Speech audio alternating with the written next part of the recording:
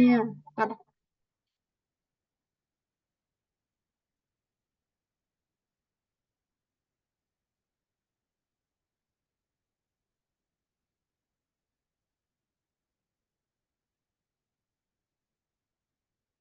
Baiklah, Assalamualaikum warahmatullahi wabarakatuh.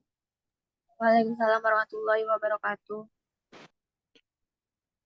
Sebelumnya, perkenalkan saya dari kelompok 2 akan memimpin jalannya diskusi kita pada sore hari ini. Sebelumnya, yang terhormat Bapak Rion Hari selaku dosen pengampu mata kuliah Fisika Inti. Sebelum kita menjelaskan materi tentang PLTN Fukushima Daiichi dan Daini, saya akan memperkenalkan anggota kelompok 2 terlebih dahulu. Yaitu yang pertama ada Azza Afifah, saya sendiri dengan NIM 210336062, kemudian ada rekan saya Devana dengan NIM 210336066. Selanjutnya ada Rahel Zepanya dengan NIM 210333034 dan yang terakhir ada Yuliasni dengan NIM 210333050. Baiklah, untuk materi pertama itu tentang lokasi PLTN Fukushima Daiichi dan PLTN Fukushima Daini yang akan dijelaskan oleh rekan saya Yuliasni. Kepada Yuli, disilahkan. Baik, terima kasih moderator. Lokasi PLTN Fukushima Daiichi dan PLTN Fukushima Daini. Pembangkit listrik tenaga nuklir Fukushima Daiichi merupakan jenis reaktor BWR yang terletak di kota Futaba dan Ohkuma, 250 km sebelah utara kota Tokyo di Jepang. Reaktor jenis ini dibangun di akhir tahun 60-an dan beroperasi selama di tahun 70-an dengan masa operasi 40 tahun.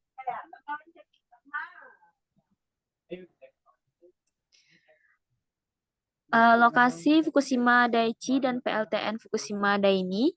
PLTN Fukushima Daini terletak di kota Tomioka di distrik Futaba, prefektur Fukushima, Jepang. PLTN ini terletak di sebelah selatan PLTN Fukushima Daiichi, sekitar 11 km. PLTU ini dibangun oleh Tokyo Electric Power Company dan memulai beroperasi pada tahun 1979.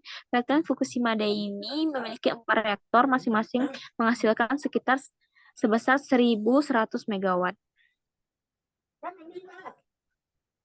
Baiklah, selanjutnya itu tipe reaktor yang akan dijelaskan oleh rekan saya Devana. Kepada Devana, disilahkan.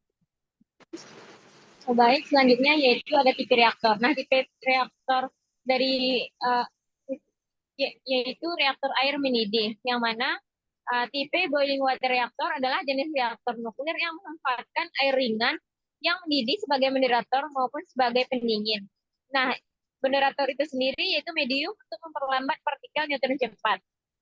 Kemudian sistem kerja dari BWR ini sendiri dapat kita lihat gambarnya. Nah, air pendingin dididihkan, kemudian menghasilkan uap dan menggerakkan turbin dan memutar generator. Nah, kemudian uap disalurkan ke kondensor, kemudian menghasilkan air dan dikembalikan ke bejana reaktor. Kemudian disirkulasi dengan pompa. Nah, kemudian disalurkan ke bagian bawah teras reaktor dan tekanan dari pompa sirkulasi ini akan menaikkan kecepatan. Baiklah, itulah penyampaian dari Devana. Selanjutnya itu daya listrik Fukushima yang akan disampaikan oleh rekan saya Zeze. Kepada Zeze, disilakan. Baik, terima kasih kepada moderator. Yang pertama yaitu ada daya listrik keluaran. Nah, Fukushima Daiichi memiliki 6 reaktor yang beroperasi dengan total kapasitas sekitar 4,7 gigawatt. Namun setelah kecelakaan beberapa reaktor telah dinonaktifkan. Yang kedua, ada efisiensi. Efisiensinya yaitu memiliki tingkat efisiensi yang tinggi dalam menghasilkan listrik dibandingkan dengan pembangkit listrik komersial. Efisiensinya yaitu lebih dari 90% biasanya. Nah, yang ketiga yaitu daya listrik keluaran. Fukushima Daini memiliki 4 reaktor yang beroperasi dengan total kapasitas sekitar 44 gigawatt. Namun setelah kecelakaan beberapa reaktor telah dinonaktifkan. Nah, selanjutnya yaitu ada cakupan prefektur yang Saya ulangi, cakupan prefektur yang dicakup listrik yaitu meliputi beberapa prefektur di utara Jepang, tidak hanya prefektur Fukushima, namun setelah kecelakaan sebagian besar reaktor di kompleks ini telah dinonaktifkan. Selanjutnya ada kecelakaan nuklir Fukushima. Bencana nuklir Fukushima adalah suatu insiden energi yang terjadi di pembangkit listrik tenaga nuklir Fukushima, Jepang yang dipicu oleh tsunami akibat gempa bumi di Tohoku pada tanggal 11 Maret 2011. Nah, gempa ini dengan kekuatan 9 mengguncang Jepang pada Jumat tanggal 3 2011, lalu ledakan pertama terjadi di reaktor nomor 1 hari Sabtu lalu, disusul dengan ledakan di reaktor nomor 3 hari Senin, dan ledakan terakhir di reaktor nomor 2 hari Selasa. Nah, penyebab kecelakaan nuklir Fukushima yaitu yang pertama gempa bumi, yang kedua tsunami, yang ketiga adalah kerusakan pada sistem pendingin, yang keempat eskalasi kritis, yang kelima kegagalan pasokan daya, yang keenam pelelehan bahan bakar.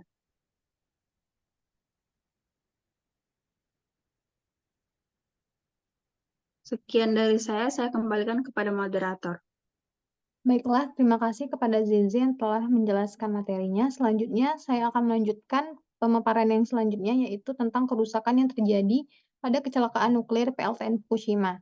Yaitu yang pertama, kerusakannya itu pelepasan zat radioaktif, kemudian ada evakuasi dan pengungsian penduduk, kemudian dampak lingkungannya, kemudian ada penghentian sementara energi nuklir, kemudian kerusakannya itu juga berdampak pada ekonomi masyarakat sekitar, kemudian dampak kesehatan pada masyarakat.